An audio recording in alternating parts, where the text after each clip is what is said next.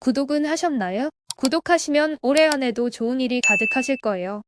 일본 경제라고 하면 90년대 최고치를 찍고 잃어버린 20년 혹은 30년이라는 단어들이 먼저 떠오를 정도로 가만히 정체되어 있는 것을 모두가 알고 있습니다.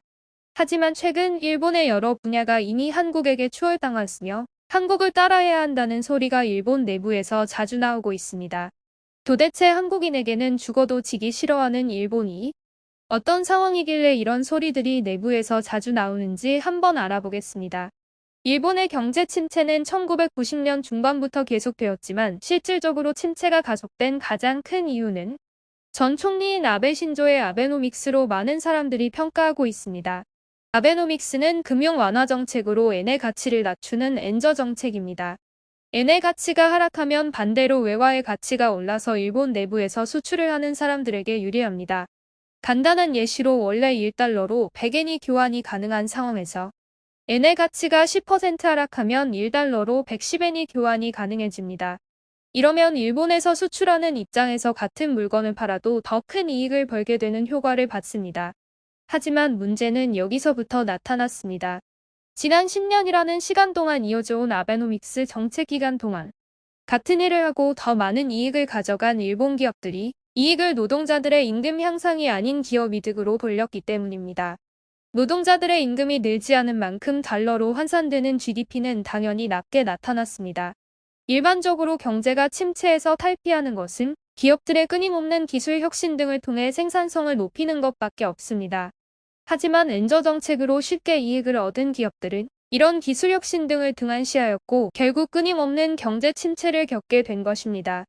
반면 한국의 경우 일본에 비해 내수 시장도 작고 수출에 의지하는 수출 중심 국가임에도 불구하고 원화 약세 금융 정책보단 생산성을 높이기 위한 노력을 하였고 이러한 노력으로 한국은 30년간 노동자들의 실질 임금이 2배 뛰었지만 일본은 제자리를 유지하고 있습니다. 이런 차이 때문에 2008-2009년 글로벌 금융위기 때 일본은 GDP가 7% 줄었지만 한국은 4%가 늘어나는 효과를 보았습니다. 또한 지난 2년간 전 세계적인 팬데믹 상황에서도 일본은 3% 떨어졌지만 한국은 3% 올랐습니다. 바로 일본 내부에서 지금이라도 한국을 따라해야 한다는 소리들이 여기저기서 나오는 이유입니다.